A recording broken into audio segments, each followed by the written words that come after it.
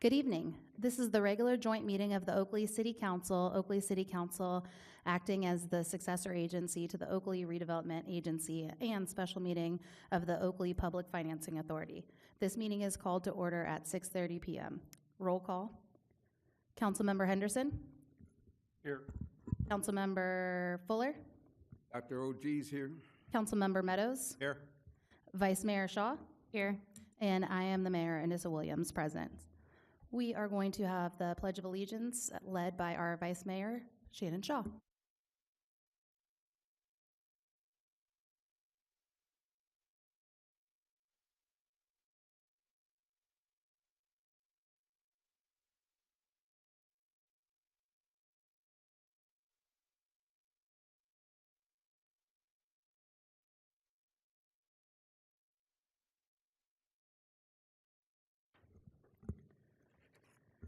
Item 1.3 is an update from the California Department of Food and Agricultural's Plant Health and Pest Prevention Services on the Oriental Fruit Fly Quarantine. Darren Okamoto, CDFA Environmental Program Manager, Pest Detection Emergency Projects, and Janamjeet Sohal, Senior Environmentalist Scientist, CDFA, Pest Detection Emergency Projects.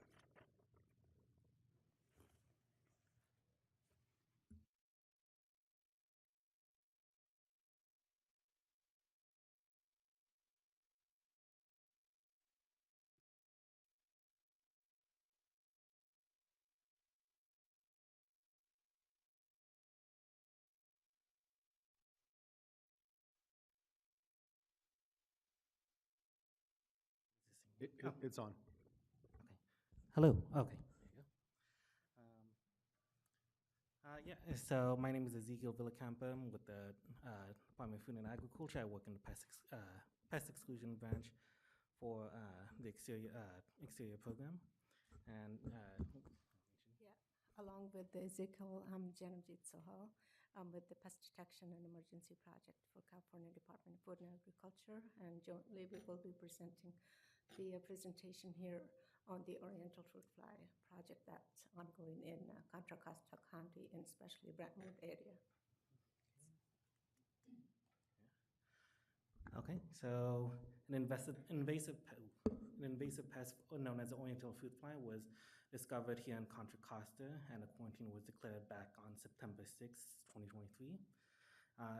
We also have quarantines also going on in Santa Clara, in San Bernardino, Sacramento, and also in Riverside counties. So the Oriental fruit fly infests more than 300 different types of fruits and vegetables, including citrus, nuts, and berries. The main one in this particular area, just in Contra Costa in general, would be the cherries. And so these invasive pests are, they destroy produce, they can have a, detrimental impact on residential backyards and, the larger agricultural industry as a whole. Yeah. So the main area is largely in the Brentwood area, but the quarantine does include the city of Oakley as well. And so the quarantine prohibits the movement of fruits and vegetables within and outside of the quarantine boundaries, and residents here are encouraged to not move any of their homegrown produce from their properties.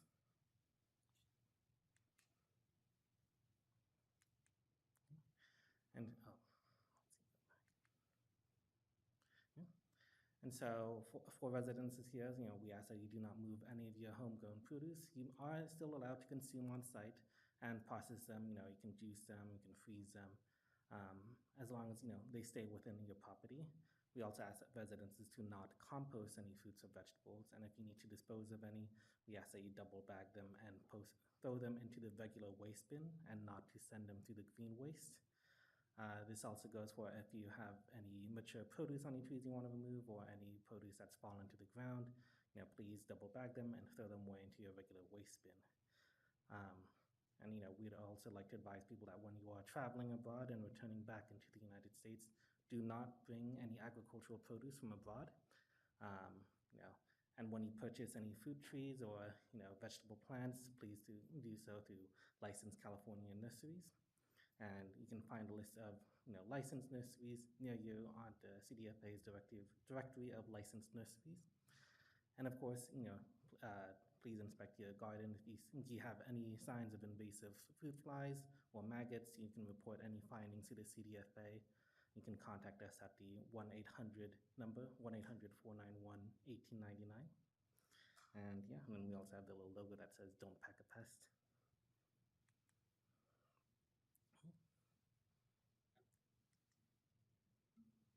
Yeah, so the next is the little bit of biology and pest profile on the oriental fruit fly.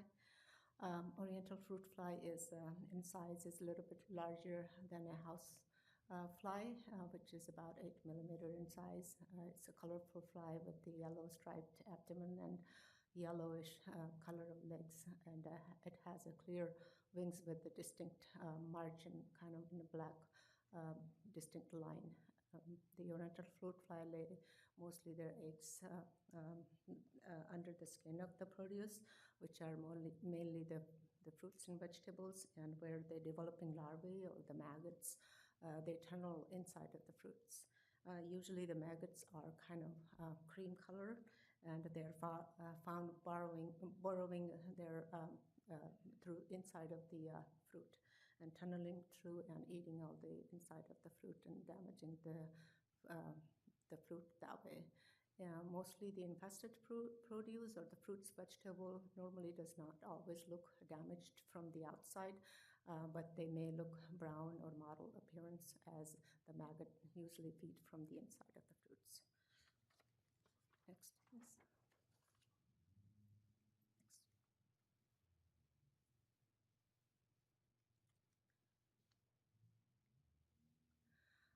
So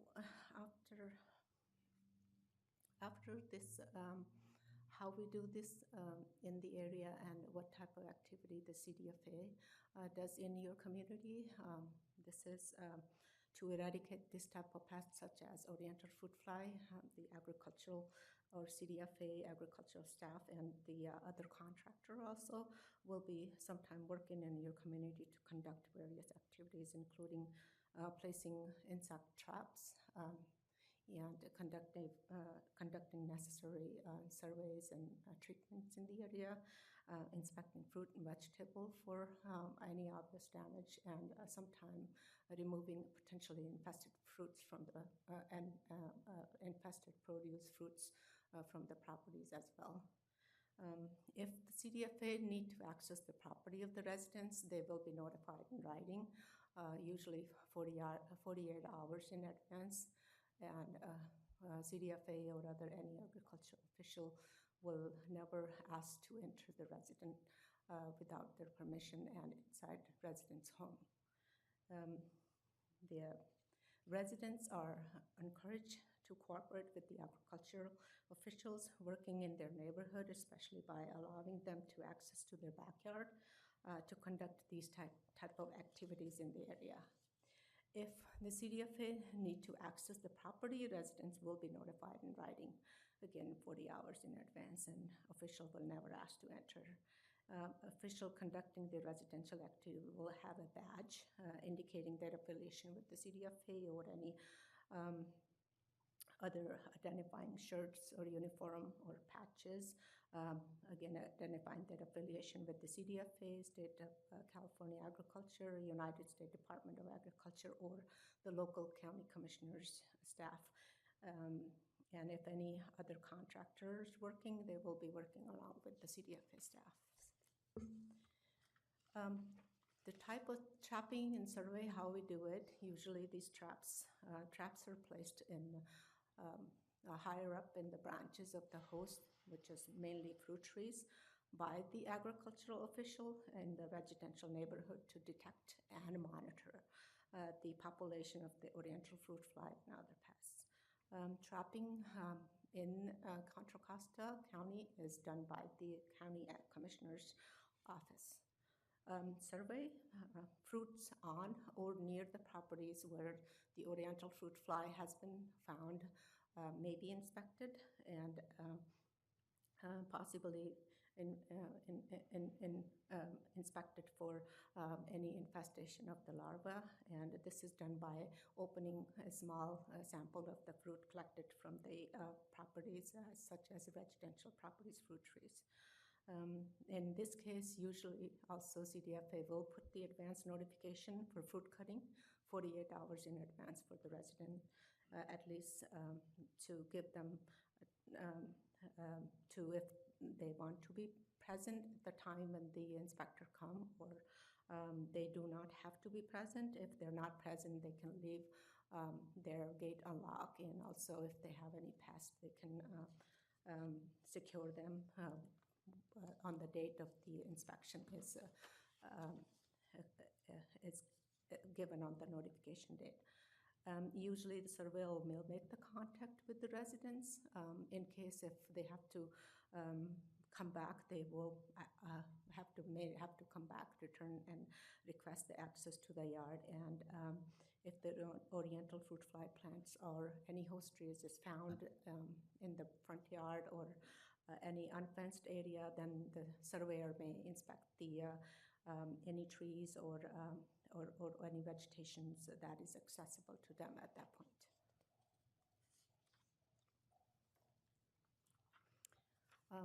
After the survey, if the pest is detected, which is the case of the residential fruit fly project now ongoing in Brentwood area and Contra Costa, and Oakley is also covered in the quarantine boundary. There's usually two type of treatments is applied. One is foliar bait application, and that is applied by the agricultural crew. They will come and apply the foliar application of spinosad, which is a GF120 NF naturalite, to reduce the known population of the fruit flies. Residential properties with or near the breeding oriental population, fruit fly population will receive a treatment notification to eliminate the population. Resident whose property will be treated via the foliar treatment again also will receive a notification at least 48 hours in advance of any type of treatments.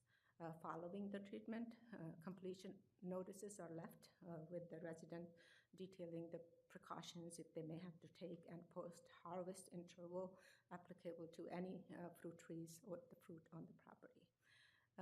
MAT treatment is our male attractant technique, and again, this agricultural official used this male attractant technique as a mainstay of the eradication effort for this controlling this invasive species. The trained agricultural worker applies small amount of fruit fly attractant mixed with a very small dose of naturally derived organic approved material known as spinosad, GF120 NF naturalite, which is applied approximately 8 to 10 feet off the ground, usually on the street trees or utility poles or any unpainted surfaces. This male attractant treatment is being carried out over an area that extend 1.5 miles from the east side where the oriental fruit fly have been trapped. This approach of MAT has been successfully eliminated dozens of fruit fly infestation in California over many decades. Yeah, so the CDFA and industry sponsor all these quarantines ongoing in the state. So the USDA announced over $100 million in additional funding to address all of these fruit flies here in California and elsewhere. And the USDA has also deployed an incident management team down to the quarantine down in the San Bernardino and Riverside counties. The county agricultural commissioner out here is also continues to support our projects and provide additional staffing as needed. And I've been in contact with all the growers, packing houses, nurseries, transporters, harvesters, to get them in compliance agreements, so that way we can comply with the regulations for what they will need to do to be able to move the produce off of their farms and be able to ship them anywhere in the world. And so of course there are also some growers who are located immediately outside of the quarantine. We encourage them to participate in conducting a pre-quarantine treatments. In case in the future, we have more detections of fruit fly and the quarantine boundaries, could potentially expand. And that way, we prevent delays in harvesting. And and so there's just a list of our partnerships, the USDA, CDFA is us. There's also the Department of Pesticide Regulation, Office of Environmental Health Hazard Assessment, and then of course at the local level you have the county, and as well as yourselves, the city officials, industry, growers, nurseries, packing houses, processors, and then of course the residences, California residents within any of the Oriental fruit fly quarantines area. And if you have any questions, you can contact the CDFA at our 1-800 number, or you can contact your Contra Costa Ag Commissioner, which is Matthew Slatterin, and that number. And you can also visit the below website, cafruitfly.com, for additional information, and as well as some handouts, which I have a couple of these with me for if anyone is interested. But it's just some example. We also have them in Spanish. There's some videos, and of course, we encourage people to let their neighbors know about the ongoing quarantine here in Contra Costa. Be aware about what's going on and so forth. And I think that's everything.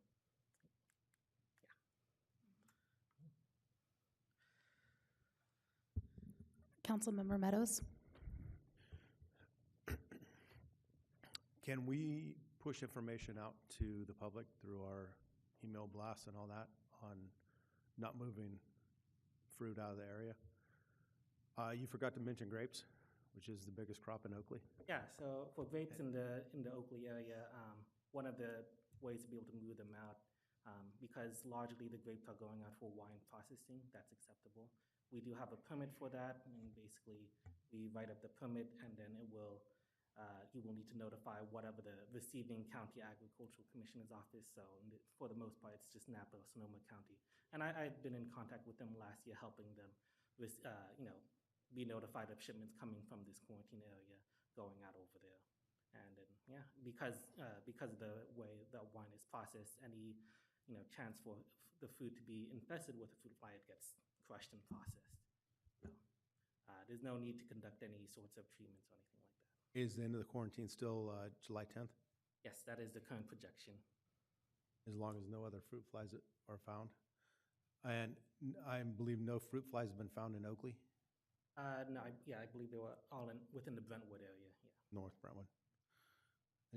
I've had to work with Ezekiel last year when we were shipping out, and you were great to work with. So really easy process, but thank you.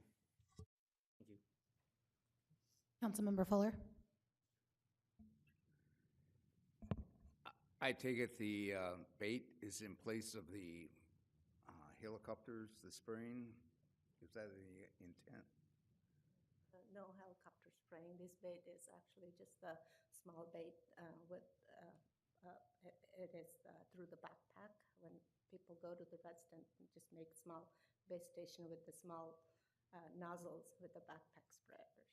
And then the MET, which is male attractant, is actually also at bait stations that we put in just a small blob of mixed the GF120 and with the attractant on the trunk of the trees. Well, the main reason I mention it is I'm from Southern California, and since the middle 80s, I was used to the helicopters. You know what I'm talking about in the San Gabriel Valley and beyond. Unchanged. And I take it we don't use that type of technique. Okay. The other quote one is, I don't remember, but maybe somebody can correct me. I don't remember any notice from Mount Diablo Refuge Recovery mentioning not to put fruit in the green can. I'm wondering about that. Now, I got to admit, I've been putting fruit in the green can, thinking that it was the right place to go, and now I see that you're saying no. So. It would be fruit coming off your own trees, not like coming out of the grocery store, but off your own trees, correct? Yeah. So if you're like that orange tree that was in the picture, you're taking that fruit off and you're throwing it away, that needs to go in the trash. I Okay. just think where we're located, that would be an important distinction to get from MDRR. All of our citrus is coming off of our own trees, and so I think that was a valid point. That was one I was gonna bring up too. Yeah, I get it. If I go and buy an apple at Lucky's and take it home, I can presume that's not infested. Right, And I yeah, can put that in the green like can. stuff that is grown in Oakley. So most people here have like backyard citrus, for example. Okay. If it's something coming from a store, then yeah, that's not. Okay, thank you. Councilmember Meadows, back to you. Well, kind of to answer your question too, I mean, you asked about the helicopters. I mean, even the growers they're not going out and just blasting the orchards. It's more of a spot treatment, right? You mean, you last Thursday, you mentioned the perimeters and, every other tree within an orchard. So it's not like what was for the medfly. Currently, there are no growers who are conducting treatments by air. It's all on ground. And then I just want to make one comment. I mean, this wasn't found on a farm. These fruit flies were found in residential backyards, and this fruit fly, is being brought in from somewhere else in the world, with somebody bringing in fruit that they're not supposed to bring into this area, and then the farmers here in this area pay the price. And you mentioned $100 and something million agricultural community just in our little small area right here that's affected by somebody being basically selfish. So I just want to make that point. So thank you. I think most of my questions were answered, but I would like us to put something out because, we have a really active group of gardeners, and I've been definitely composting. I don't want to get in trouble from MDRR. So we've composted, and, there's a bunch of gardeners here. There's a lot of fruit and vegetable growth in Oakley, so I think that's an important distinction that we should put out there. Yeah, just another point of clarification.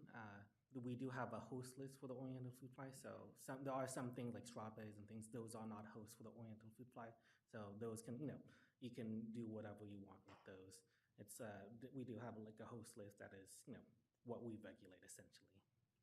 Great. I think if the city could share that out again and just say, please, if these are grown in your backyard, don't compost, double bag. Any other questions? All right, thank you so much. Thank you. All right, we are moving on to item 2, public comment.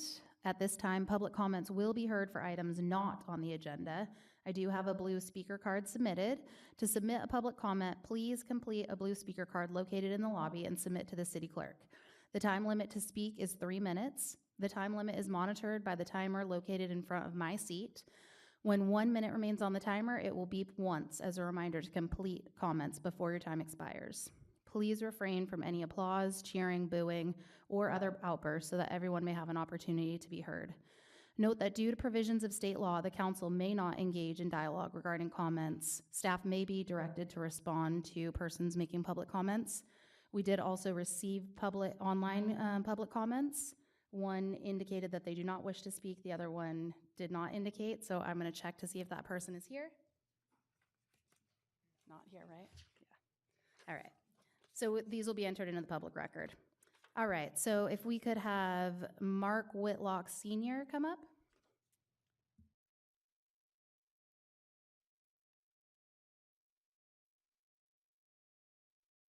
Good evening, everyone. My name is Mark Whitlock. I am on the MAC board on Bethel Island, and I just wanted to stop by tonight to tell the city of Oakley, i.e. The council members and staff, thank you very much for everything that was put out at our last meeting. I know it's been a long time coming, and the scheduling issues and everything else that everybody was finally able to work around. And the council members that came, very much appreciated.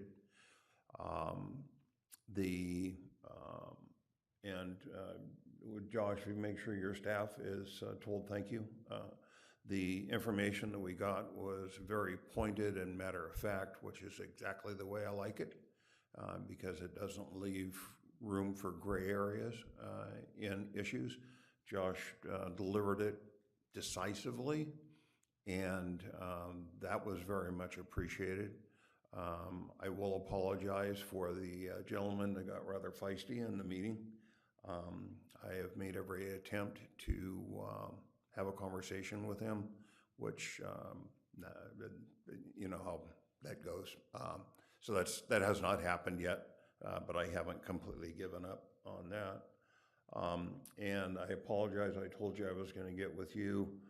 I've had some serious personal issues the last couple of weeks, and I'm hoping this week will be the end of that, and I'll get with you next week, and we can kind of move forward with the information sharing that we've started, which I, for one, really, really appreciate. We've got a lot going on out there, and everything that goes on in that corridor affects us, every single person on the island. And it's just absolutely great to have this working relationship now and be able to move forward with that. So again, appreciate all of you and the decision that you made to get out and give us a lot of really good information. Thank you. Thank you. Now moving on to item 3, council member comments. Okay, Councilmember Fuller. Yes, we have had a very productive joint meeting with ISD and Diablo Water and City Council on the conveyance project, the tunnel project, and we came to a resolution. I'm glad we were there, and we did. We sent out a resolution regarding that.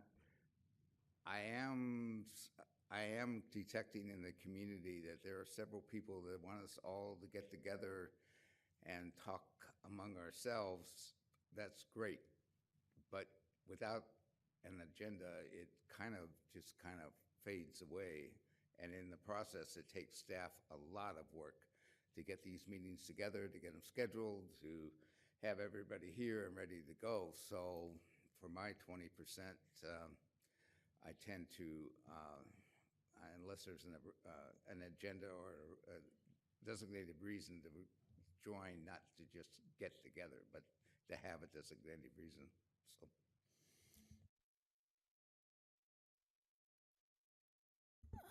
I have a little bit of news too. I am now the new district representative for Senator Glazer. So I'm representing all of our area out here. I'm very grateful for the position, and I'm also really excited to work for the senator. He is making his way out in November, but he has committed to staying focused and is actively working to help us on projects. So I'm very grateful to have that opportunity. All right, moving on to item 4, consent calendar. We do not have any comments regarding the consent calendar. Are there any items that the council would like to pull? 4.1. Okay. 4.3.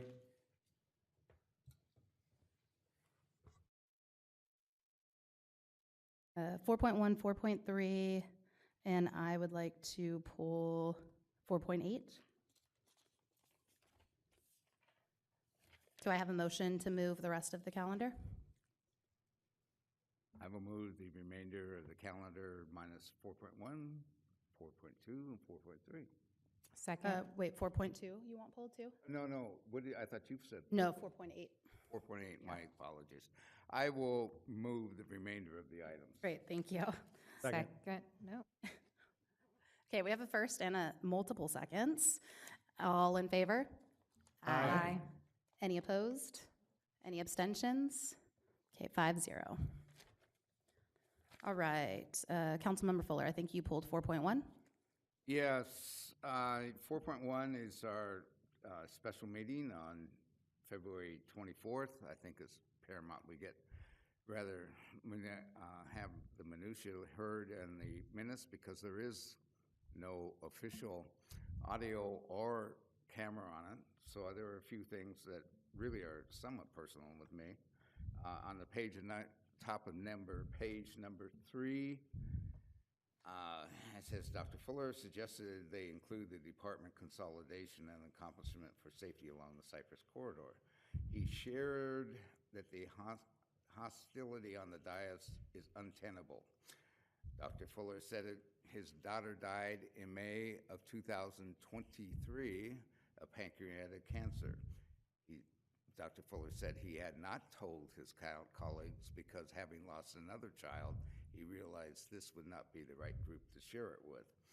He also mentioned that during the year that she was dying of pancreatic cancer, he observed the behavior on the dais, what I call the needs to flop in the meeting, but flopping one way or the other, leaning down, people turning around, looking at each other, was making presentations, which I found untenable. So I'd like to correct the minutes on that one. On page 4, on the third paragraph, second sentence, David Wall is W-A-H-L. I mentioned there that when I had first put up an article or email I received from an unknown person, I received a comment from David Wall to Dan demanding that I remove it. Then it also used in there, they called me scum unfit during the process. Next, sometime later, I received a request from Vera Martinez the board asking me to remove it. I said I would not, and then they removed me, or you can say kicked me out of Rotary because I would not remove it. I think that's, and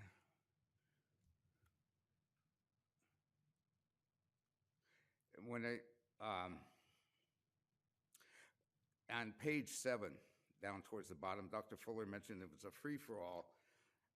At one point in the council, they were allowed to make disparaging remarks.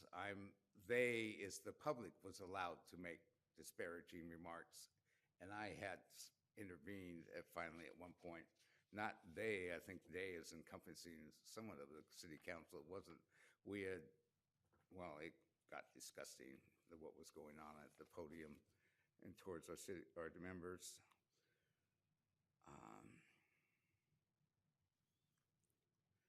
I mentioned that on page 8, second from the paragraph, he mentioned council needs to be courteous to one another.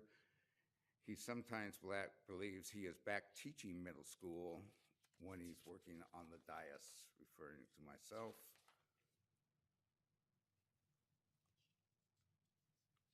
And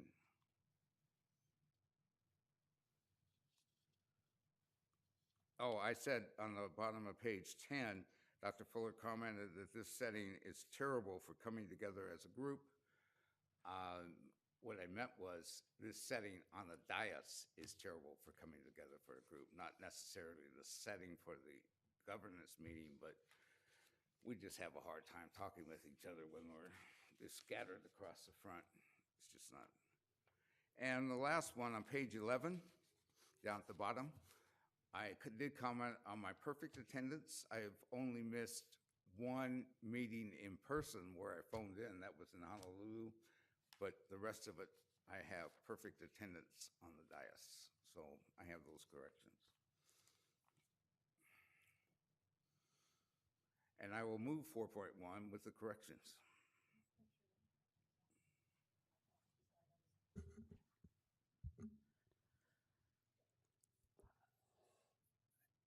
I think maybe, I think I have a point of clarification to ask for.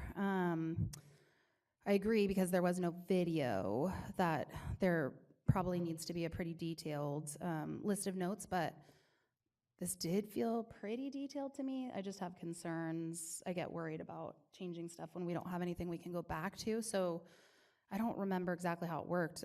Were you guys taking notes the whole time because there was no video? Correct. I was taking notes the entire time.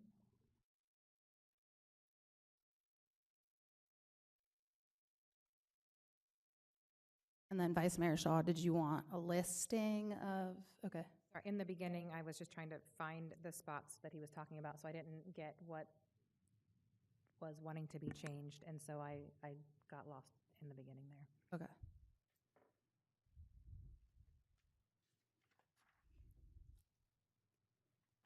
Councilmember Meadows. I would want a copy before I'd vote.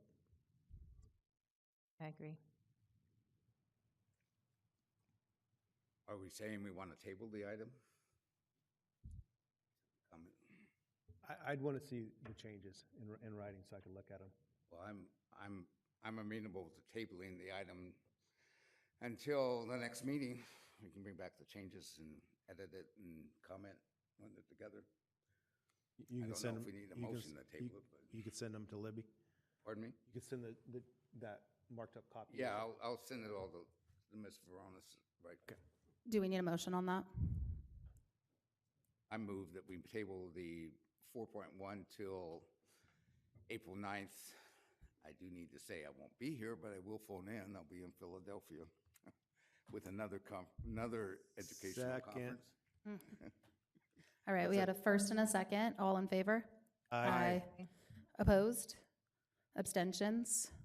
Okay, passes 5-0 to table. All right, 4.3, I believe this was you, Councilmember Meadows? It is. I don't need any presentation on it. I consistently vote no. Okay, so do we have a motion to approve 4.3? I move that we approve 4.3. Second. Okay, we have a first and multiple seconds again. All in favor? Aye. Aye. Opposed? No. No. Abstentions? All right, item passes 3-2. Okay, and I pulled 4.8. I just wanted the community to be able to hear sort of high level where we are year to date. I'm especially interested in moderate, below moderate.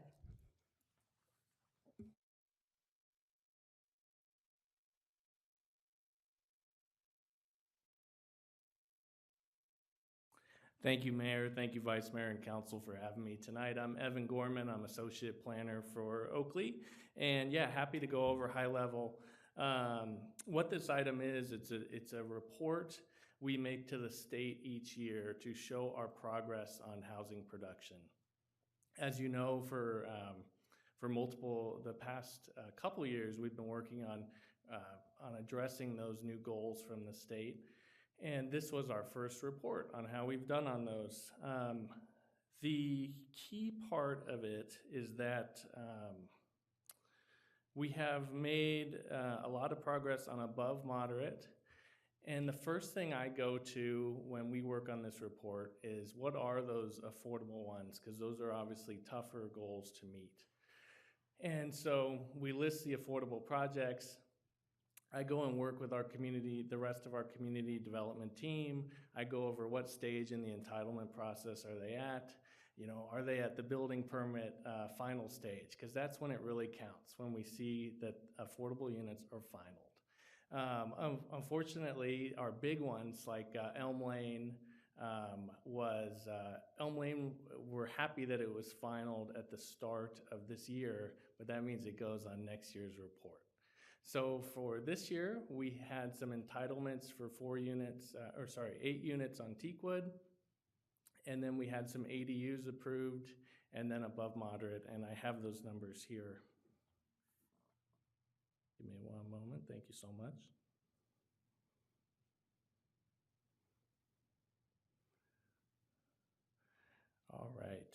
All right, so our RENA goal between 2023 and 2031 is 1,058 units, and 446 of those are above moderate, and everything else is below moderate. We finaled 191 units, I apologize, we finaled 255, and just 10 are some level of affordability. And so we're looking for Elm Lane and other projects in the coming years.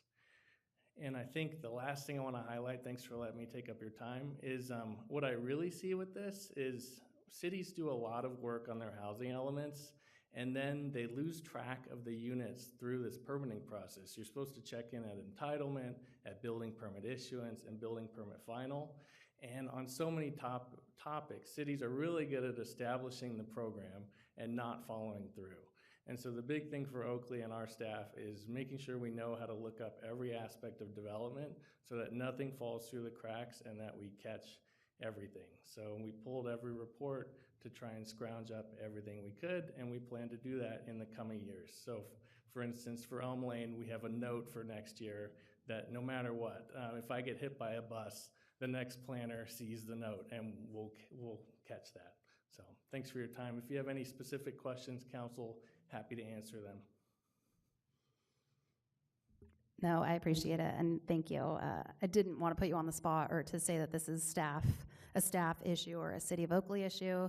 I'm just trying to point out that clearly we have an issue in California. We're not providing affordability, and that's probably above all of our pay grade, but I just wanted to point out what we're providing doesn't meet kind of what the needs are in our cities, not just Oakley, across California. So I really appreciate it. I didn't want this to be like a beat you guys up. I know what you're doing. Thank you, Mayor. Thank you, council. Appreciate it. All right.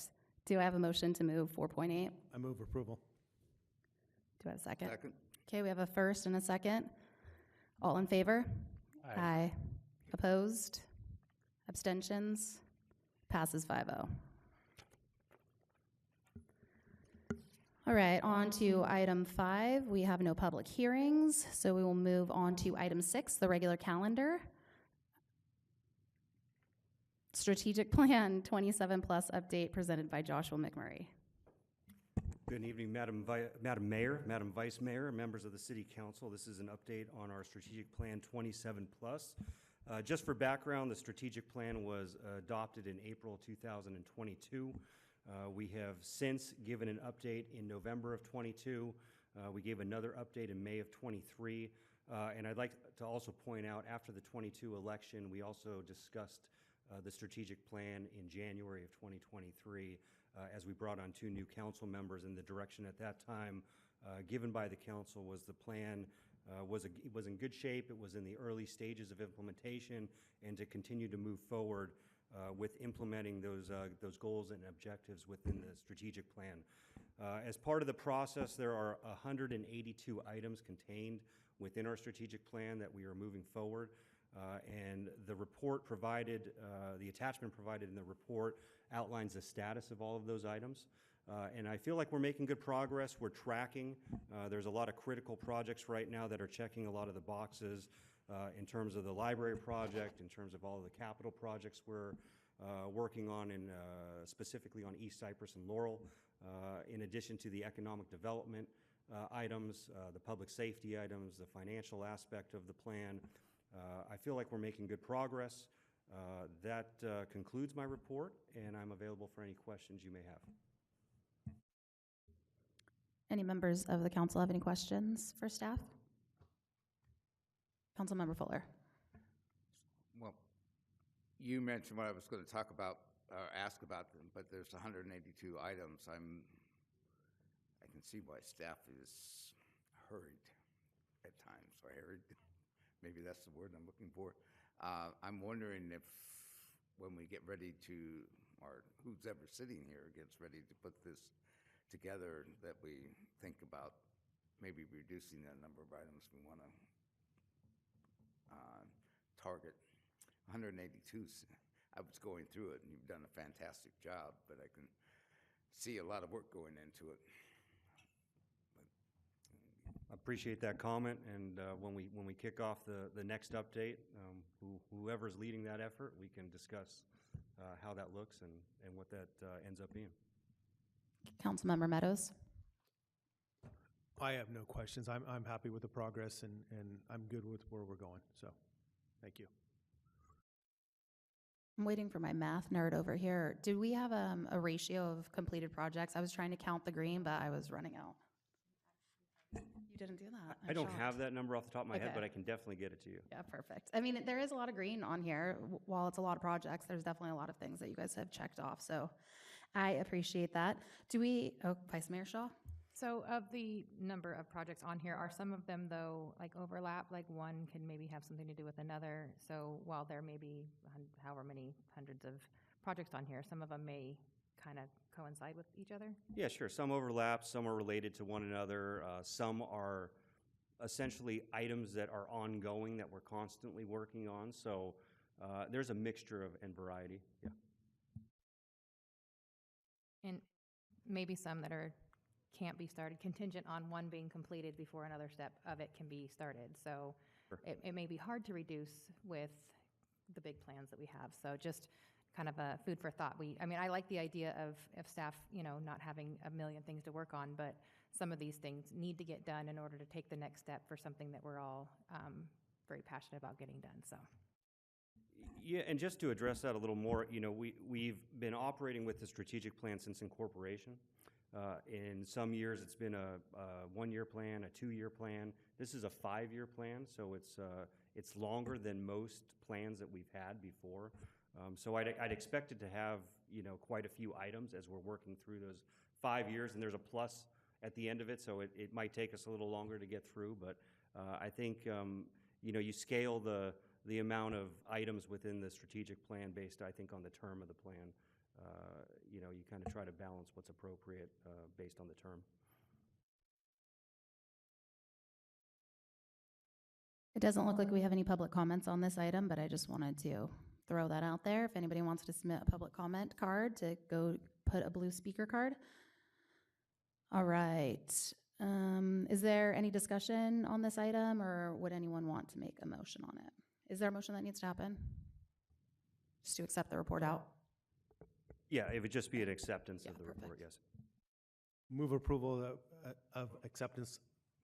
Second. Oh, man, everybody's fast today. We've got first and seconds. All in favor? Aye. Any opposed? Any abstentions? Okay, passes 5-0. All right, moving on to item 6.2, the Bridgehead Industrial Project Environmental Impact Report. Adopt a resolution authorizing the city manager to execute an agreement with Rainey Planning and Management, Inc. to prepare an environmental impact report for the project titled Bridgehead Industrial Project. This will be presented by, not Ken Strelo. Thank you, Mayor. I'll take 6.2, and I'm also going to take 6.3 as well. As you mentioned, this is a resolution to authorize the execution of an agreement that would get our CEQA consultant, Rainey Planning and Management, under contract for the preparation of the environmental impact report associated with the Bridgehead Industrial Project. This is really the same process that we went through for the Contra Costa Logistics Center just to the west of this project site. We are very familiar with working with Rainey. This is paid by the developer, so the amount of $389,862 is developer funded. And if approved, we would authorize and sign and start work on that project. That CEQA work immediately, as this is a priority project for the city to move forward as quickly as possible. Do I have any questions from the council? Councilmember Fuller? Yes, Appendix B is an archaeological report. We will be able to access that. The public will be able to access that once it's published or we're completed on it. Correct. Every aspect of the environmental impact report will be public. Correct. Okay, thank you. And yes, it was very well done in my mind. Vice Mayor Shaw? And just, I know I pointed it out in our meeting, but on the tentative schedule for the EIR, that one of the dates is 2023. And while we are great at getting things done, we can't go backwards. So I just wanted to point that out. We did receive an online public comment regarding this item. And just for the sake of those watching at home, can you give, I know we're all excited about this project, but can you give a brief overview of why this project is so important to us, what it represents? Yeah, I mean, this project represents I'd say a continuation of the work that we've done on the west end of the city. We spent many years on the Contra Costa Logistics Center. That project has proven to be, very beneficial not only to the city of Oakley, but the region. And it really, I think, proved the research and the work we did leading up to that approval.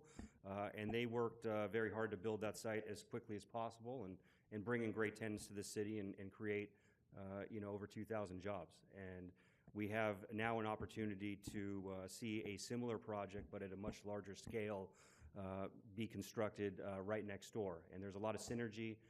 There's a lot of, I think, excitement, and as we start looking at the area and where the jobs are, we are job rich right here. And we are, the thinking of the Silicon Valley or going west, that's where you need to be.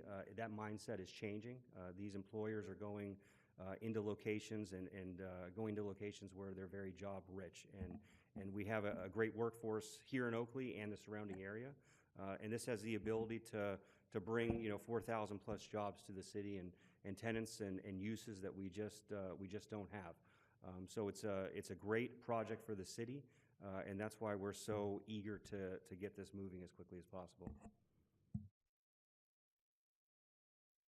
And then just one other thing, as it relates to the public comment, we were talking about bike paths through here and transportation. Can you just give us a little bit of an overview of the transportation planning that we're doing for this project? Sure. We work with the transit operator, Tri-Delta Transit. Every application that we have, not just this one, but every application is sent to them for review and comment. So we're always coordinating and trying to make sure, if there needs to be a bus stop, if there needs to be a turnout, that those are considerations given early on, and that there is that coordination. In regards to the public comment that was given in the trail system, in addition to bike lanes, I can't speak to the bike lanes and the off-site improvements. I mean, that work is done once the contract is executed and they start doing an initial study checklist and seeing where the impacts are and the appropriate mitigations to address those impacts. But there is a trail system that we started with the logistics center just to the west, and it's essentially to connect the Big Break Regional Shoreline with the Oakley Antioch Pier.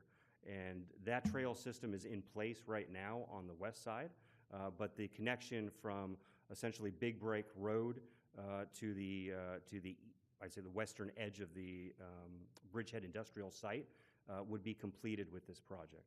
So we are cognizant of that, aware of that, and understand that that's a critical trail connection.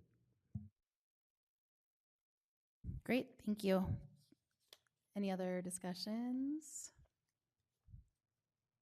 All right, do I have a motion? I move approval. Second. Okay, we have a first and a second. All in favor? Aye. Aye. Any opposed? Any abstentions? Passes 5-0. All right, moving on to 6.3, Climate Action Plan. Adopt a resolution authorizing the city manager to execute a professional services agreement with Cumming Management Group, Inc. for planning consulting services. Our step-in will be City Manager Joshua McMurray. Thank you again. This is a continuation of the item that we presented in November of last year. We asked the City Council to authorize the release of a request for proposals for a consulting firm to prepare a climate action plan.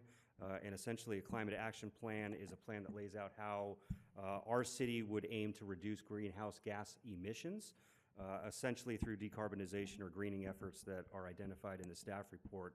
We released the RFP in January of this year, January 8th through February 7th.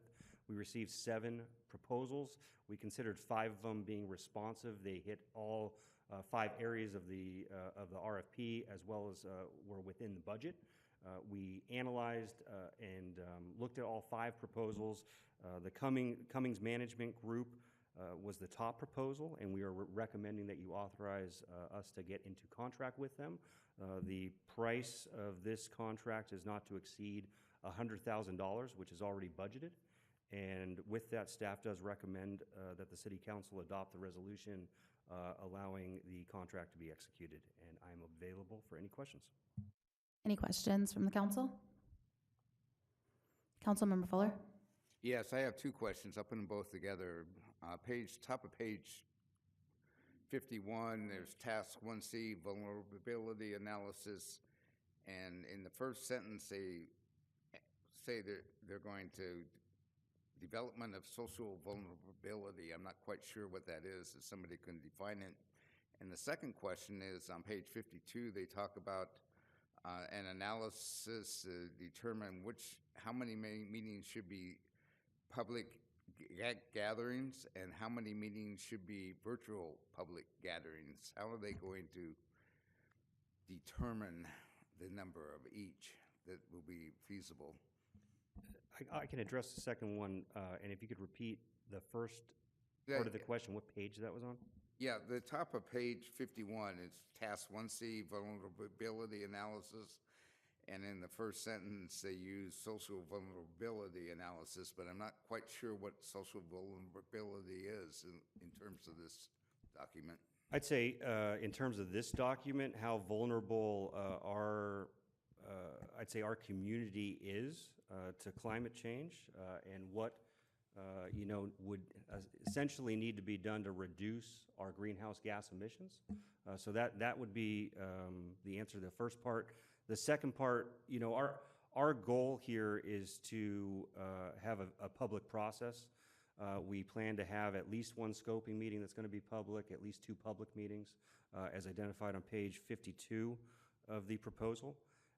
And our goal is trying to maximize the reach, and although I'm not a huge fan of virtual meetings, I think in a process with this type of project, it might be beneficial to have a virtual meeting and a public meeting, in-person meeting, just so we can have more of a reach to get as much feedback on it as possible.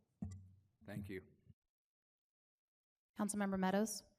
So where's that reaching out to? I mean, a virtual meeting could be anywhere in the world. And honestly, I don't really care what somebody in New York has to say, or LA, or Europe. I mean, I was elected by the citizens of Oakley, not somebody else. So I want to know what our citizens say. And I understand, Josh.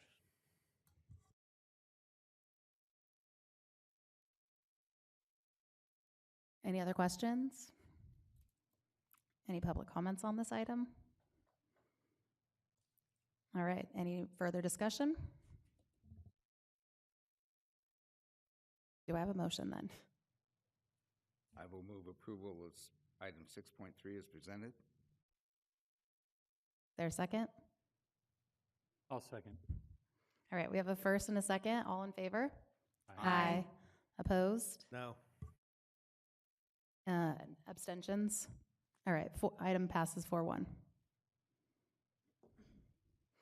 All right, moving on to item 6.4, adopt a resolution authorizing the addition of a police officer trainee classification to the salary schedule. This will be presented by Paul Beard, our Chief of Police, and Jerry Tejada, our Administrative Services Director.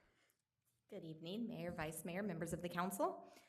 I'm going to kick off the presentation here, and then we'll keep it pretty short, and then Chief and I will be available for any questions you might have about the process. So with that, we'll get started.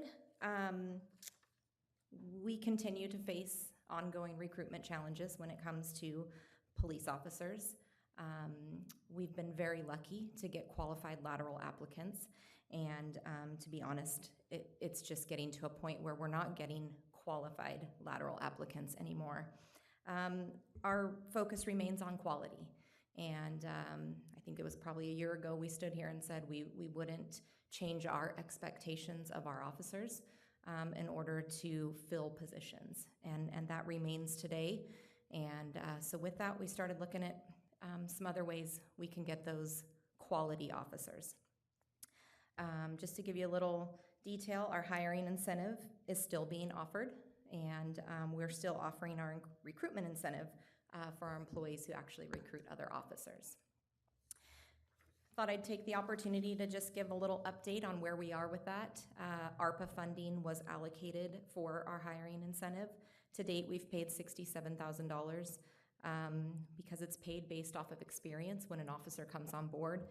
Still to pay is about $12,500 because we still have a few that are clearing probation, and they don't get that second half until probation's cleared. And then recruitment incentive, we've paid about $35,000 to date to our current officers for them actually going out and recruiting these candidates to our department. So we'll give you a quick little, this is kind of the information that prompted our conversation to start looking at the officer trainee position. We have one current vacancy. We all know that's been a current vacancy for a little bit of time now. We have 5 officers out on extended medical leave, and we expect 2 of those positions to be vacant here probably by the end of this fiscal year, June 30th. We anticipate at least 1 service retirement in calendar year 2024, so by the end of this year, we anticipate a service retirement. And we also anticipate another position being added to the 24-25 budget.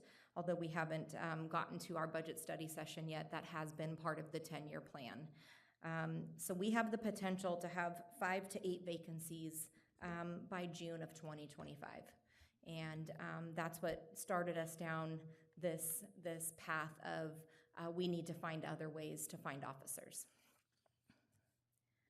So that brought us to our police officer trainee classification. Just to give you a little background of what that would look like, they would not be a sworn officer when we hire them as a trainee. They come in as a non-sworn classification, which means they're an at-will employee, and they remain an at-will employee until they clear everything necessary to be a sworn peace officer, and that includes the academy. And once they would complete testing in the academy, then they would become a full-time sworn police officer for us. Testing would look very similar to what it looks like for lateral officers. They have to go through live scan, polygraph, a background investigation, a post-medical exam, a psychological testing, and in addition to all of that, they would also need to clear the post-academy and graduate from the academy. So just to give you a little bit of how that would work, before we would hire them as a trainee, they would have to go through all of the background medical testing. They would have to clear that in order for us to hire them as an officer trainee and attend the academy. We have set the pay at $38 an hour. It's significantly lower than a police officer. This would also include benefits for the trainee, as they're going to be working full-time hours, even though they're kind of a limited term position based off of clearing all of those steps that need to be cleared. They are working full-time hours. They just won't be working them here. They'll be at the academy. And then funding would be from money. So we don't need additional funding for these, but I wanted to make clear that the funding is what was allocated for that sworn officer. It would pay the 6 months of a trainee before they became that full-time officer. And then any academy funding, which we believe is around $5,000, we would use from the ARPA recruitment funding that's currently in place. So just to give you an estimated timeline, tomorrow we will open recruitment if this is approved tonight. Recruitment will close on April 12th. We will go through a written exam process. The written exam will test reading and writing skills. It will be equivalent to what will be needed in order for them to pass the post-academy. And so we thought it was important that we provide some sort of similar testing so that we can ensure that whoever we're selecting can have kind of that, step up when they get to the academy, and we know they're going to be able to pass and clear that portion of it. April 17th and 18th, we'll do oral interviews. And then between April and May, they would go through all of the background process. We would be ready to offer final employment on May 30th. And this would get them ready for orientation, which starts about 4 weeks before the academy starts. And then July 8th to January 10th is when they would attend the academy. January 10th, they'd be offered a promotion from trainee to police officer. From January to May or June of 2025, they would enter our field training program here with the Oakley Police Department. And then in May or June, they would become a standalone officer. So you can see we're already a year into us hiring them, which is why time was of the essence to get in front of you with this. And then in January of 2026, they would actually clear probation and become a regular officer with the City of Oakley. The recruitment plan versus statistics. So we just want to be as real as we can with kind of what we're looking at.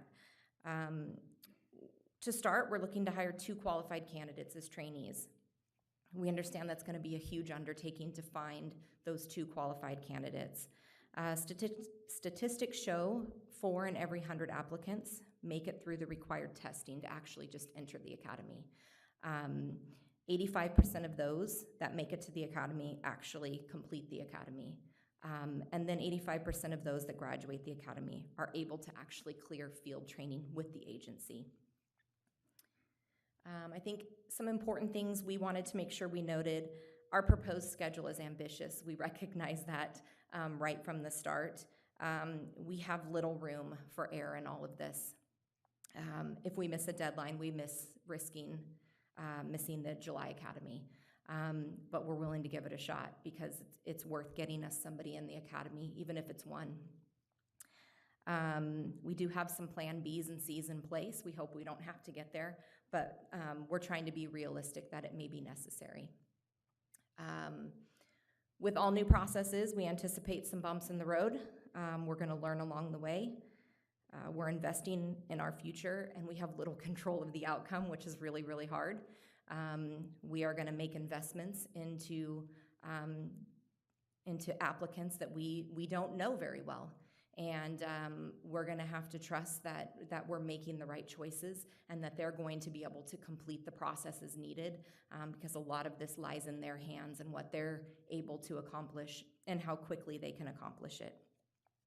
And we will only move forward if we're confident that we found a qualified applicant. I think that's really important for us to note, that if we go through this process and this anticipated timeline and we don't feel we have somebody who's qualified, we'll continue the process, and that would mean we would have to look at future academies. We won't hit the July academy. It may mean we can't look at Contra Costa's academy, and we have to look outside of Contra Costa to keep things on schedule. But we're willing to put in the time and the work that we need to get more officers on board and the right officers on board. And then for our future, should all go as planned, that's what we're going to hope for, because the glass is always half full. This would be the first time in the history of the department that City of Oakley's uniform is worn at an academy, and I think that's a pretty great thing. As we continue to grow this new process, we plan to continue to sponsor trainees in the academy in the future, with maybe another 1 or 2 in a 2025 academy at some point. And then we believe this is kind of our next progressive step in where we are as a standalone department. We're 8 years old, maybe almost 8 years old, and I think in order to remain competitive in the process, this has to be part of our normal process. Are we still looking for lateral officers? Absolutely. We would love to have those applications, but you know, this new recruit trainee is going to be kind of the new normal for us. And whether it's 1 or 2 or 3 or 5, we're going to need more positions. And the outlook we gave earlier is just for the short term of, you know, the next year. And we know that retirements will continue to be a thing, injuries will continue to be a thing, and we have to find a way that we're ready when those happen, and we have the next plan in place to do that. So with that, the chief and I are here and available for any questions you might have. Councilmember Fuller? Yes, pragmatically, so we choose an office, choose a trainee, we send them to the academy. In the academy, they fall down and break a leg and it can't be repaired. Who becomes liable in terms of that? We would still be liable for the academy fee. I would probably say we would be liable for the workers' comp claim. They are our employee, and they were injured on the job because they're in the academy. So I would say, you know, that would be our liability. We would have to make the determination at that point, do they get to enter the next academy, right? Because usually in the academy, and I'm sure Chief knows way more about this than I do, but usually if you can't complete it, you're kind of out for that academy, and you have the option to come in to the next one. And then we would have to decide as a city, is that somebody, you know, we're willing to take a chance on a second time? I think it would depend on the situation. And then the background, I appreciate, yes, the background before, but what happens if a trainee has a hiccup in a place where they shouldn't be doing things they shouldn't? How do we ensure that we get notice of that? Is it through the regular channels that they're putting clears and? Well, I think I would answer that in three different steps and levels. First of all, when they are in the academy, we would have regular interaction with academy staff. We would receive regular reports on how our trainee or trainees are doing. And the decision to continue our person in the academy is a twofold process. It is the academy staff. They make assessments on whether this person should continue, and we can assert ourselves in that process to, no longer sponsor that person through the academy. If that person were to graduate the academy, we then have a field training program. If our field training officers notice anything of concern and it is well documented, then our field training, the way that would work is that concern goes to our field training sergeant. That field training sergeant gets involved interactively with the field training officer and the trainee to figure out what the problem is. And then if a problem still remains, that problem goes to our operations lieutenant, and then ultimately it would come to me. And so we have several layers there where that type of a decision can be made. And then if that person were to successfully discharge field training, we have our 1-year probation period, where if the person is not up to department or organizational standards, we can terminate employment on probation. Okay, since we're doing everything, well, when I entered LAPD, it was the same, but there's an appeal process then. Is there an appeal process now like they do not pass the background? So can they appeal that? And with that, the biggest thing I think it hangs up a lot, and not because of mental illness, mental health, it's just the psychological tests. Some people would rather put a flower in a gun than talk about it, and they just aren't going to have a good time in the police department. So yeah, there are, post requires that they have a suitable psychological testing, and if it's not a suitable psychological testing, by law, we cannot hire them. So they wouldn't even be brought into the training program if they don't get through that. We do have an appeal process. It's all outlined in our rules and regulations, and we've started several through the background process that just don't make it. Statistics are what they are, and a lot of them just don't make it through that process, whether it's background, whether it's psychological, whether it's medical testing. But all of those steps do have to be cleared before we're even able to hire them. thank you. Vice Mayor Shaw. So I don't have questions. I'm pretty excited about this. I think it all comes, no matter how you recruit lateral or trainee, there's pros and cons. And with a lateral, you can get bad habits from a previous agency, and you're really getting a chance to mold a young officer from scratch. And I think that's exciting. My daughter went to the academy, and I just saw her change as a person right before my eyes. She was living at home, thank goodness, because she came home with bumps and bruises, but she just changed as a person. And I know you guys are going to continue to do the screening and making sure it's the right fit for Oakley, the right attitude and all that. So I'm excited to see this. I think it's been a long time coming. Like you said, we are a standalone agency now for 9 years. So I'm pretty excited to do this next step. So, Councilmember Meadows. I don't have any questions, but I'm supportive of the program. I think it's just another step in what we need to do to keep our number of officers up. So thank you. Councilmember Henderson. I think it's a very important step that we move forward with. It's able for the department to homegrown some officers in. It'll also improve morale down the way with the training programs. There's going to be a lot of ownership in this, and I strongly support it. Okay, sorry guys, I have 5 million questions. Okay, so I just want to clarify, that's a long timeline, which I fully get. So this is not impacting our hiring at all. We're still gonna continue forward. Even if we have let's say two successful trainees, that's obviously taking up budget. That's not gonna take up what we've allotted already, correct? We're gonna just have them be over and above because the timeline is so long, right? It would be part of the budget. Okay. We still have the authority to overhire.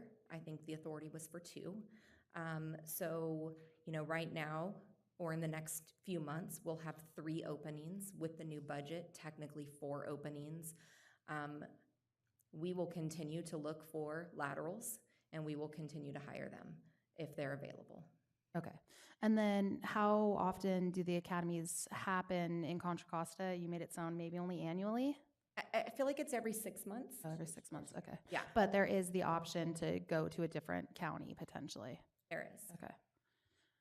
And then how uncommon is it for a police department to not have officers go through the academy? Like, are we kind of an anomaly in this?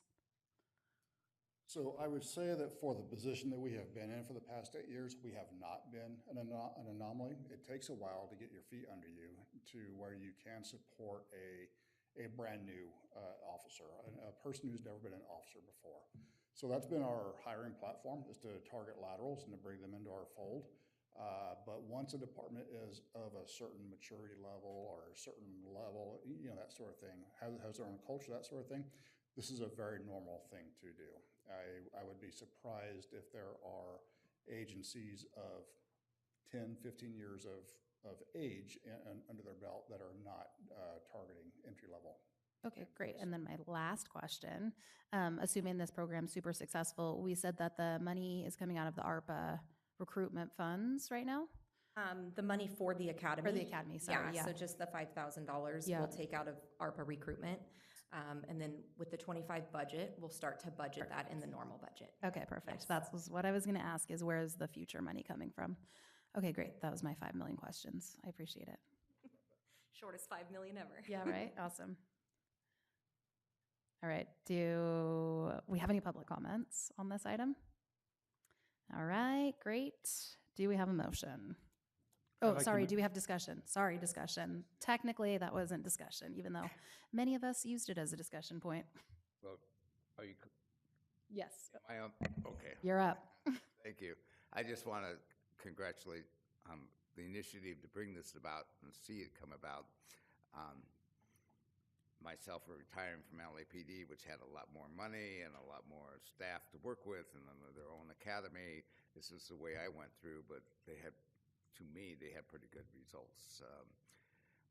I think, yeah, we lost, back in the old days it was different, but we lost over 50% of our class that started, but those that are there, I think all but 2 or 3 finished if they didn't go off injured on duty. So did well. So I do that. And this is not, I'm glad to see this. This is not the only way that has prestigious results, if I may digress, but Norway, Finland, and South Korea, which have one of the most prestigious educational systems because they have some of the most prestigious teachers, is they select teachers before college. They go through a nationwide search, they look for the best teachers, they recruit them, they sign them in, and then they pay their whole way through college, and then they pay for 2 years of training, and then they may get a classroom by themselves to work. But the end result has been, in those countries, very prestigious results because the teachers, they're very much developed within the own organization and come about.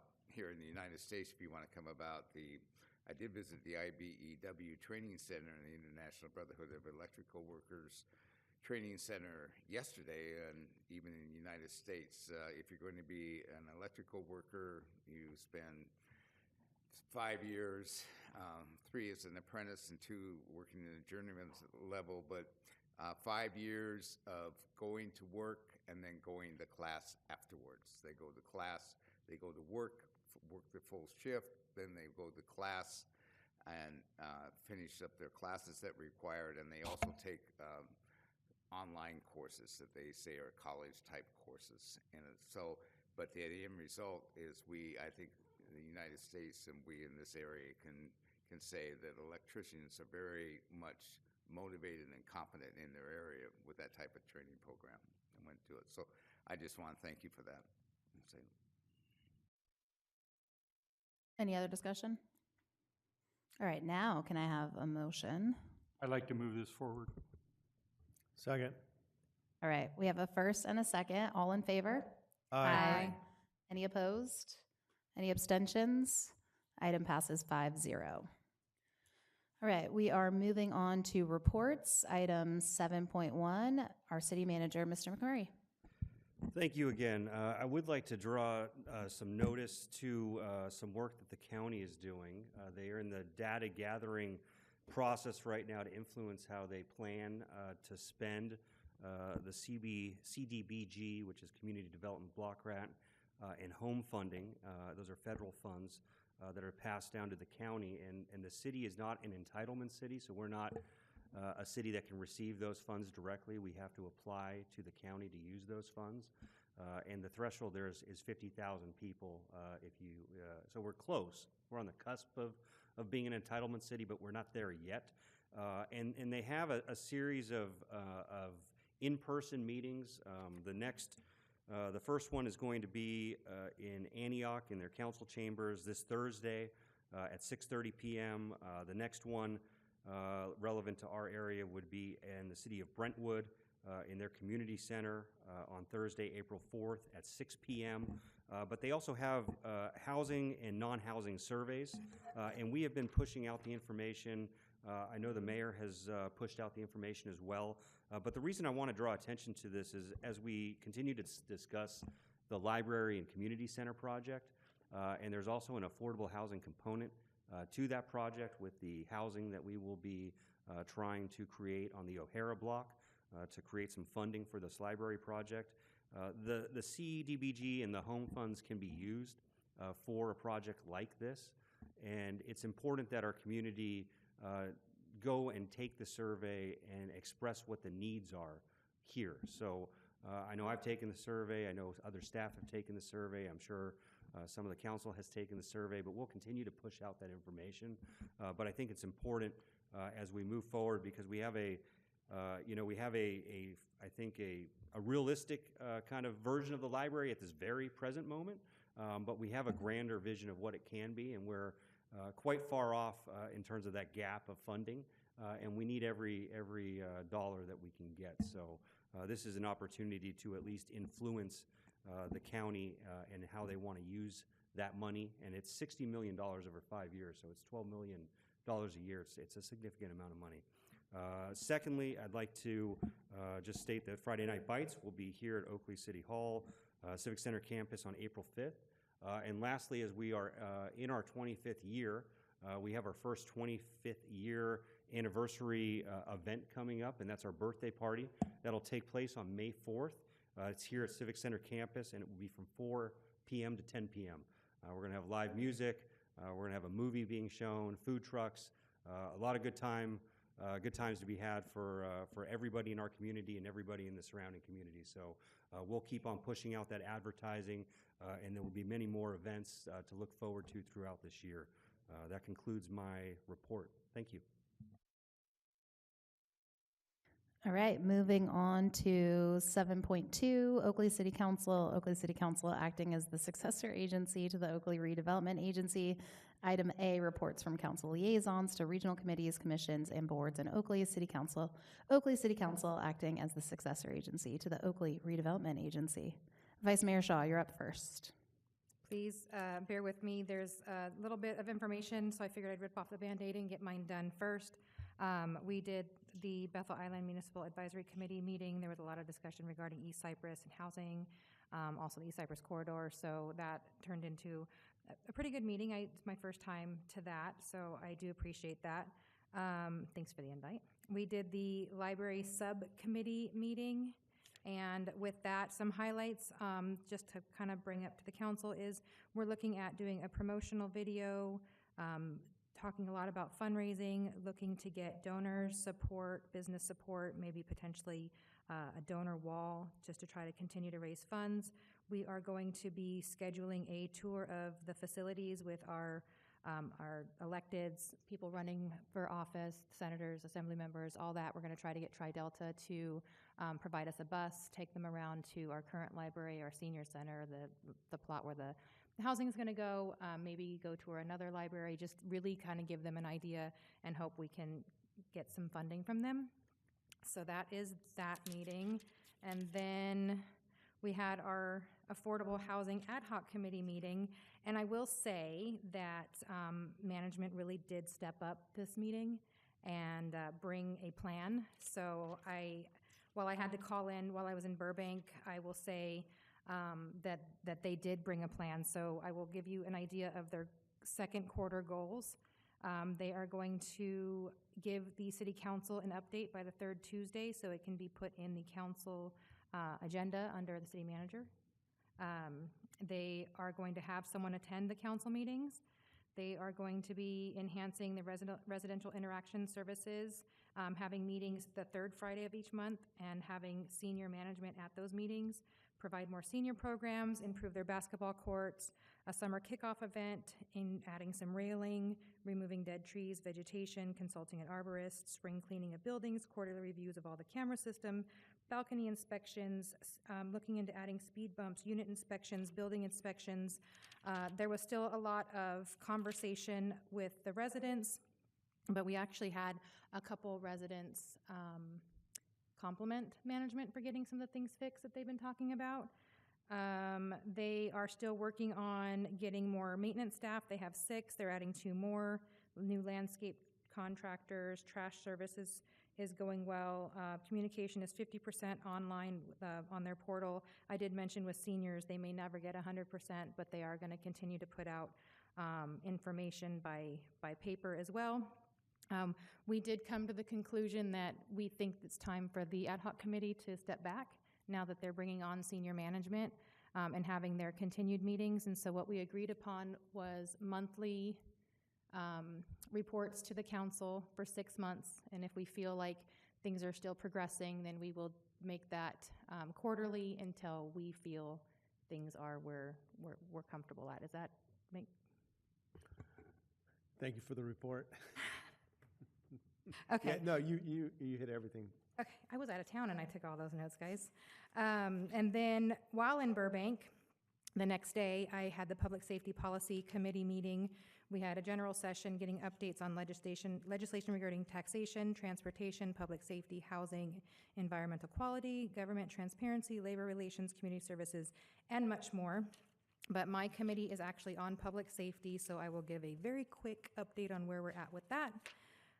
AB 1725 is a law enforcement settlement and judgment reporting. It's a measure that would require cities and counties to post financial details about law enforcement use of force settlements, judgments on their website, including how much each settlement cost and how the state and the municipalities will pay for each settlement. And as a committee, what we do is we review these with our lobbyists and we make a recommendation to Cal City's board on what our committee wants to do. And we recommended to oppose this bill.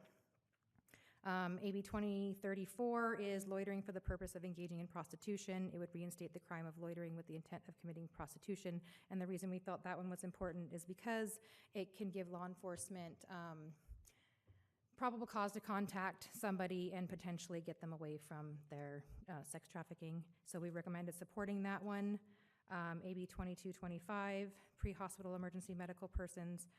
It would expand the protection for healthcare professionals from having their meetings and conversations being recorded and used as evidence in legal proceedings. And so we voted to recommend to support that bill. There was AB 2309, which is a measure that would allow city attorneys to prosecute misdemeanor offenses without agreement of the district attorney. And while originally this was statewide, it's now going to be local to LA County. So we decided to support that one as well. And while we were not supposed to vote on AB 2943, our committee thought it was really, really important to discuss some changes to that one. And that one is about, oh my goodness, retail theft. And we had a presentation by LA sheriffs and LAPD about kind of some of their task force. And so we have decided no position unless it is heavily amended because there's a lot of changes that need to still be made. And that was that day.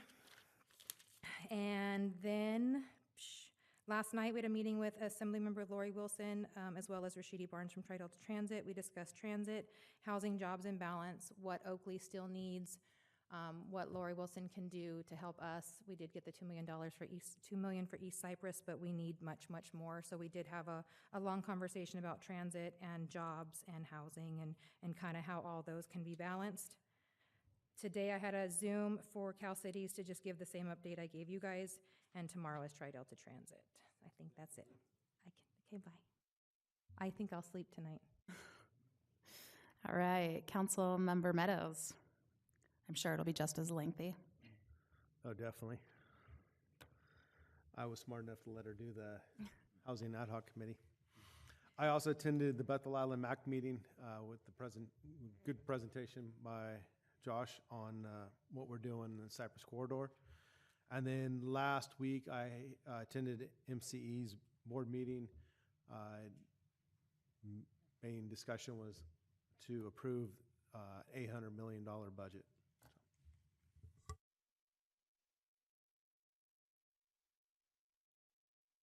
Councilmember Fuller. Yes, I attended the multicultural, multi-ability conference this morning at Big Break Park. Very well put together from they did I'm always impressed with East Bay parks, but this one was exceptionally well. Right down to a quiet room for those that are distracted by noise. It was, just the only thing that I had to complain is one of the board members came and he decided it'd be good to talk about 20 minutes, and I'm not sure anybody was listening after 7, but that's neither here nor there. Just want to put that together because it really was a great one. The Freedom Fuel Cafe is open again on Friday mornings, 8:45 to 10. Come by and get a cup of coffee. They love it. They will recognize you, wear your ID card, or tag, or whatever you have. They really feel good with that cafe. So if you got time for a cup of coffee, which I think is now with inflation $2, you can sit down and they'll bring it to you and all that good things. So AB 1657 is still moving forward. It was March 4th, I think it was. It came out of the Housing Committee as amended. The only amended part is one. They put in to order. It was negligible changes went on to appropriations. I would imagine it'll come out of appropriations fairly quickly, go to the Senate floor. The Senate floor where there'll be a vote, the Senate floor, where there'll be a vote on it, and if approved, it will go back to the Assembly for approval, which I don't think will be any problem, and then it will go to the governor. So I don't know. I hate to guess, but the way the legislature is, but I would imagine by May it will be on the governor's desk. So something to consider. And then I did attend the International Brotherhood of Electrical Workers Local 302 in Martinez and their training center, and I was quite impressed. They have a very tidy, well-scheduled program there with the curriculum. I got to see at the beginning, and I was surprised. It was the people there who are training are spending the first 3 years as apprentice during the day. They get hired out of the union hall or out of the local to apprentice positions. Then they leave the apprentice positions at the end of the workday and spend a few hours in the training center only to repeat that for the whole week. And that goes on for 5 years. It goes in. I was noticed they were very proud of the beginning salary. I won't mention it. They were very happy, and I'm glad that they have that. One thing that did hit me is, and let's put it this way, with all that, they have now 600 applicants, of which they're going to choose 24 apprentices to begin with. But with that, they their salary doesn't even come close to an entry-level police officer. And I didn't want to tell them that, but it's not salary that are keeping people, young people from applying for a police officer, that's for sure. So, and I know we're all suffering from that. So, anyway, that's enough. All right, I'm going to try and keep mine brief. Luckily, there was a ton of overlap with myself and Vice Mayor Shaw. I went to the Bethel Island meeting, which, just really have to compliment Josh. It was at times a tough crowd, and he did a great job making sure that our voices were heard and our intentions were clear. So I really appreciated that. The Oakley Library and Community Center stakeholders meeting, which Vice Mayor Shaw already covered. Let's see. I also attended the Cal Cities Policy Committee in Burbank. I am on the Community Services policy, and while we didn't have as many bills to discuss as public safety, there were a couple really important things that came out of it, and something to think about just because of our proximity. Our speakers were from Burbank was the first, and they initiated a whole community development program around homelessness and how to address homelessness and resolving encampments at a city level. And they gave some really good tips on the ways that they managed to keep their residents happy but still treat these folks with dignity and respect and honor, the life that they may have traveling with them. Our second speakers were actually from USC, and they are the Homelessness Policy Research Institute at USC. Really interesting. I mean, they're, a bunch of higher education folks, and they said, we have all the answers for what's causing it, but it's up to all of you in the room to come up with funding. And so they didn't really give us great ideas on that piece of it, which is probably just as important. They did mention that there's a symposium that's happening. If you want more information on it, it is happening April 23rd. You can get information at hpri.usc.edu. And it's actually talking about universal guaranteed basic income. They did do a randomized control study in the homeless population where they did $750 a month for those folks. They didn't know that they were going to be participating in, and it was a random control. There was a 60% reduction in homelessness a year later, and over a year later, 27% exited homelessness altogether. And that was only for $750 a month. So there is kind of a case for that sort of situation. The one really interesting thing that is very timely based on what's happening at Wilbur Avenue right now, I think for us, is that all of their research has shown that encampment resolution does not end the cycle. Most people end up right back where they were or very close to it. So I know we get a lot of comments from residents, especially as it's starting to creep over into county and parks land under the Laurel Overpass. But, just something to think about, that the resolution of it, it's going to probably come right back because we're not actually addressing the issue. They did bring up something really important that I think we should think about as we're doing any of our planning, but there's this theory called the curb cut theory that was found when communities made ADA improvements to benefit people using wheelchairs and things like that, curb cuts, putting those on sidewalks. It actually benefited the entire community. People with strollers, bikes, people trying to move, right? Everybody uses those same things. And so they just encouraged us to use a housing policy that kind of takes into account that same curb cut. These improvements that we make for the most disadvantaged portions of our populations can probably uplift our entire community. So I just thought that was important to talk about. The one bill that we did really discuss that we were supposed to take action on was, okay, hold on, now I'm getting to the legislative report out, sorry. Okay, so SB 1011, which is a bill that was introduced out of San Diego.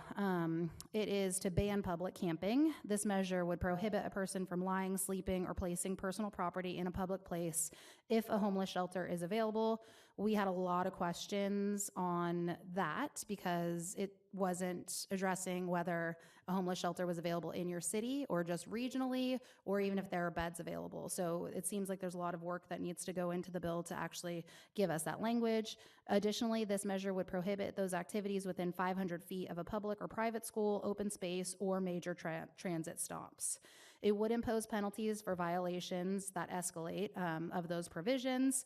We did make, while we talked about all the amendments that we would like to see should this come to pass, there is a Supreme Court case right now discussing the constitutional right of this bill. So we did vote to table having a position on it until after the Supreme Court case ruling. But at that time, we would like to draft a policy to give the cities the tools to address should that Supreme Court ruling come back either way. So we basically kicked the can down the road based on when it was coming, but really important discussions. And, you know, the thing that I do want to point out that is while this is a statewide, any city can introduce these ordinances today. It's just a look at how you want them to be worded. So just thought that was interesting. And that was Burbank's first step. They did introduce a pretty strict ordinance. And then we did the meeting with Tri-Delta and Lori Wilson yesterday. Like Vice Mayor Shaw said, we were really heavily advocating, especially for that jobs to housing balance. It was one of the things that we were really talking about is, you know, that's obviously a big issue on this council is, you know, we don't want to be stuck providing all the housing but have no jobs for our residents. So we had the legislative report out today, and the one really interesting thing that probably is going to be critical for our area is some revisions to Bradley Burns, as I think we get some of those benefits potentially, and that bill is now sponsored by Senator Glazer, so probably something to watch. All right, now moving on to item 7.2B, requests for future agendas. Do we have any? All right, that moves us to item 8. We do not have any work sessions. Item 9, we do have a closed session. It is public employee performance evaluation pursuant to Government Code Section 54954.5-E for our city manager. The next regular meeting, thank you all for coming. After the closed session, the meeting will be adjourned. The next regular meeting will be held Tuesday, April 9th, 2024, beginning at 6:30 p.m. in the Oakley City Council chambers. The community is invited to attend.